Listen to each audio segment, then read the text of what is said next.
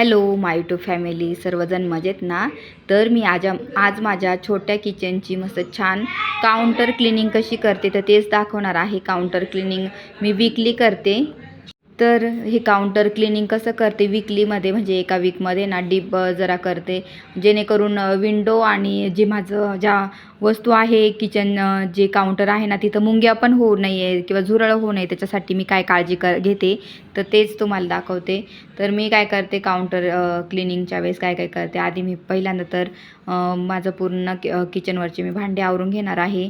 कारण की आपण जेव्हा किचन आवरायला घेतो तेव्हा जेवढी भांडी असली ना तेवढी क्लीन केलेली पाहिजे, म्हणजे आपलं किचन छान मोकळं आणि टापटीप सुटसुटी दिसावं. किचनवरती जास्त पसारा नको. किचनवरती फक्त गॅस आणि थोडेफार आपले ऑर्गनायझर असले ना तेवढे जर असले ना अजून किचन छान दिसतं.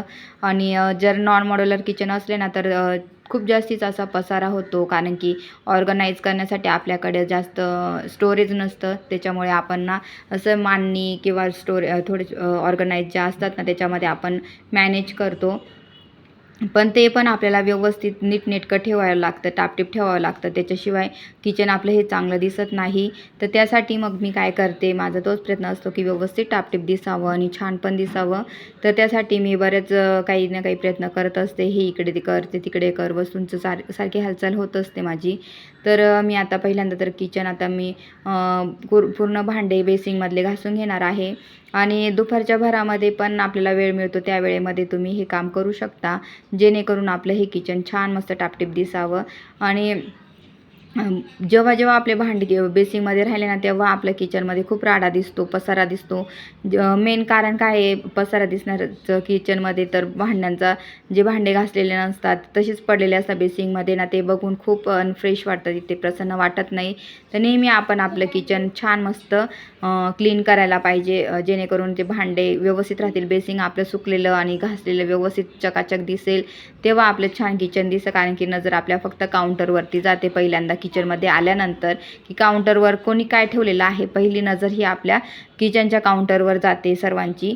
तर त्याच्यामुळे मग तेच स्वच्छ नसलं तर मग परत आपल्याला अनमॅरेज होतं, एकदम अपमान येतं. तर ती गोष्ट नको आपल्यासोबत व्हायला. आपले फ्रेंड सर्कल किंवा आपले नातेवाईक कोणी पण घरी आले ना तर व्यवस्थित आपलं छान टापटीप दिसावं. तर त्याच्यासाठी मी आधी पहिल्यांदा पटकन हे सर्व माझे भांडे घासून घेते पटापट, आणि मग तुम्हाला दाखवते मी पुढे काय काय करते. चला हे पटकन भांडे घासते मी आता.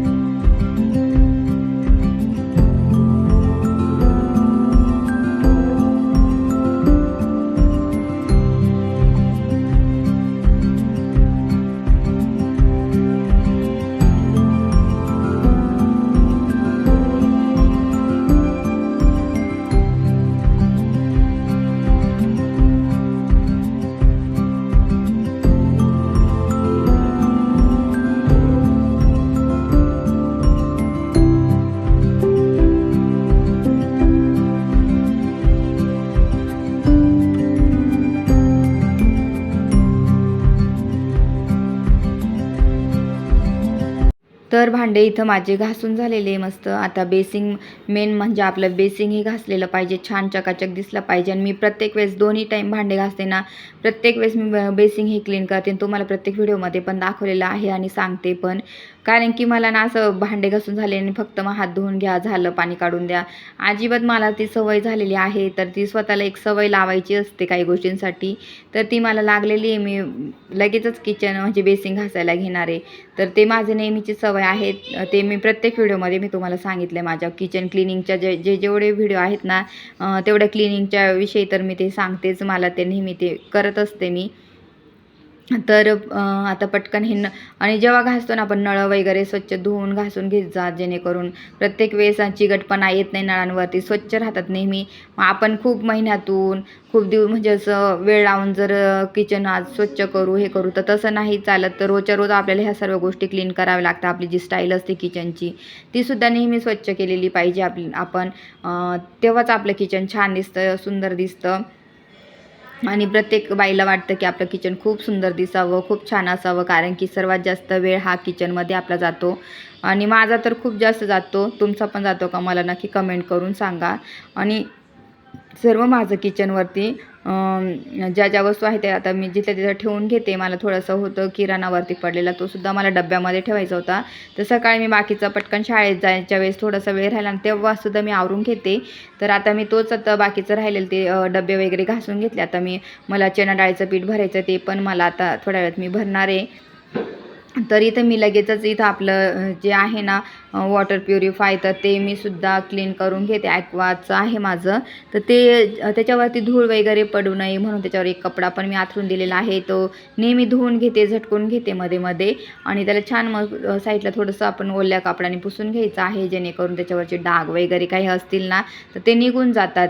मग आणि त्याच्यावरती पण मी हा कपडा व्यवस्थित आथरून देणार आहे, जेणेकरून त्या वरच्या साईडने धूळ बसणार नाही.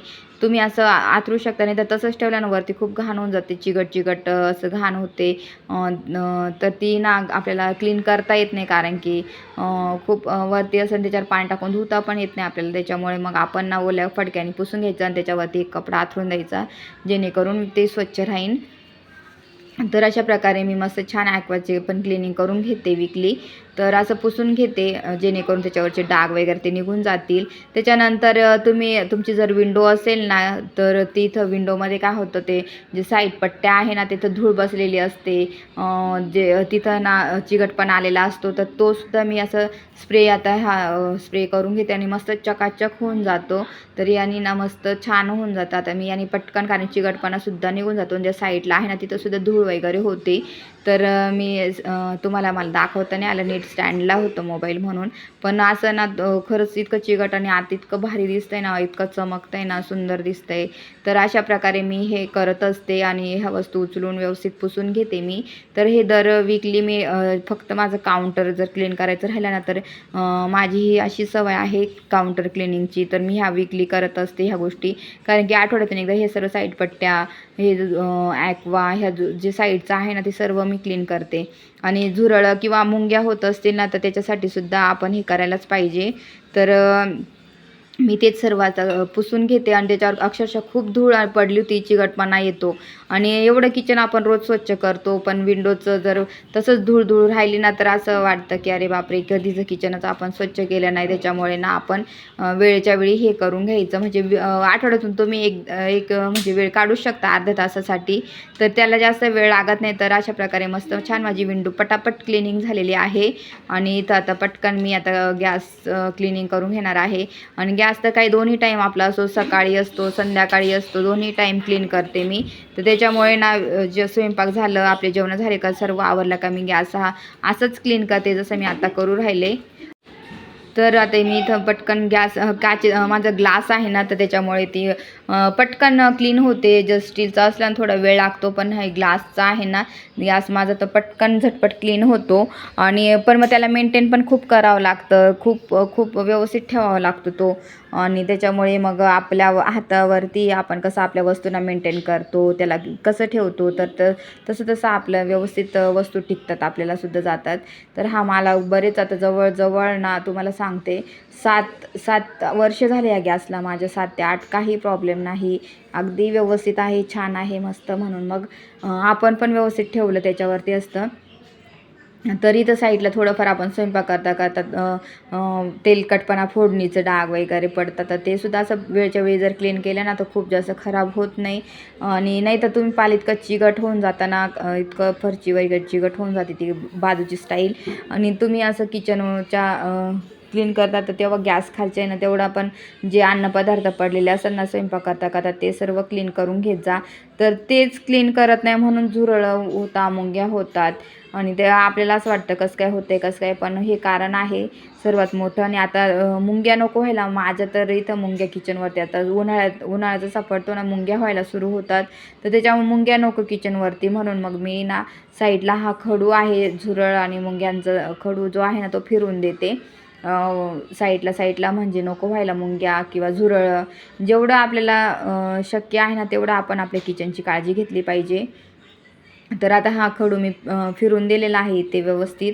आणि आता इथे ही जी मान्य आहे ना ऑर्गनाइज हे, तर ते सुद्धा मी सरकून व्यवस्थित आता तिथं पण इथं खडू फिरून घेते, जेणेकरून जिथं आपल्या बरण्या सर्व खायचे पदार्थ म्हणजेच डाळी वगैरे बाकीचं खूप सारं असं साहित्य ठेवलेलं आहे ना, ते सुद्धा असं व्यवस्थित राहील किंवा झुरळ किंवा त्याच्यावर मुंग्या होणार नाही. तर तिथं साईडला मी सुद्धा असं फिरून देते. तुम्ही सुद्धा असंच फिरून घ्या, तर तुमच्या किचनवर खूप साऱ्या मुंग्या होत असतील तर ह्या पद्धतीने तुम्ही क्लिनिंग करू शकता, क्लीन ठेवू शकता आपलं किचन अगदी छान टापटीप मस्त चकाचक. तर मी असं माझं छान माझ्या काउंटरची क्लिनिंग करत असते. तुम्ही पण काही अजून वेगळं काही करत असेल, काय छान कसं ठेवू शकता, तर मला नक्की कमेंट करून सांगा. आणि असं किचन स्वच्छ ठेवलं का आपल्या मनाला पण खूप भारी वाटतं आणि प्रसन्न वाटतं आणि आपल्याला स्वयंपाक करताना खूप जास्त मस्त भारी वाटतं. कारण की जेवढं किचन स्वच्छ आणि प्रसन्न राहील ना, तेवढं छान स्वयंपाक करताना मज्जा येते. आणि मला तर खूप जास्त आवडतं कुकिंग करायला पण. तर मी अशा पद्धतीने माझ्या किचनची स्वच्छता करते. माझं किचन असं टापटीप ठेवते. आणि हे रोजचं माझं हे आठवड्याची ही अशी वीकली फक्त काउंटरची क्लिनिंग असते. आणि रोजचे क्लिनिंग तर खूप साऱ्या मी करतच असते नेहमी. आणि सर्व वस्तू जिथल्या तिथं ठेवायची माझी सवय आहे. आणि मी असं माझं छान छोटंसं नॉन मॉड्युलर किचन आहे, पण अगदी छान स्वच्छ सुंदर ठेवते, जेणेकरून आपल्या दुसऱ्याचं जाऊ द्या पण आपल्या मनाला छान वाटेल. आणि अशा पद्धतीने मी सर्व व्यवस्थित ठेवलेलं आहे. चला मी तुम्हाला पूर्ण माझं काउंटर दाखवते कसं क्लीन केलेलं आहे. चला मग.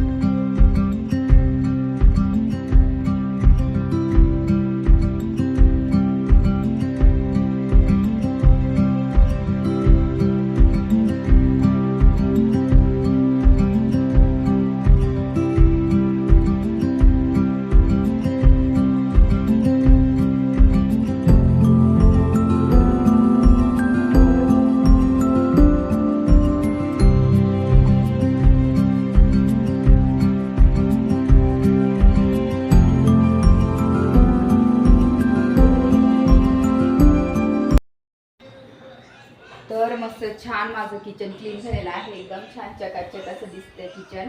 आणि असं किचन जर तुम्ही पाहिलं ना खूप भारी वाटतं. आणि मग पटकन अशी दुपारच्या भरामध्ये ना फक्त अर्धा तास जरी दिला, अर्धा तास किचनसाठी एकदम छान क्लीन होऊन जातं. मी अशा प्रकारे माझी क्लिनिंग करत असते. आणि हा माझा किचन क्लिनिंगचा व्हिडिओ कसा वाटला नक्की सांगा. आणि ह्या व्हिडिओला लाईक करा, शेअर करा, सबस्क्राईब करा. आणि अशा प्रकारे तुम्ही नॉन मॉड्युलर किचन छान असं ठेवू शकता. चला आता भेटूया नेक्स्ट ब्लॉगमध्ये, तोपर्यंत बाय.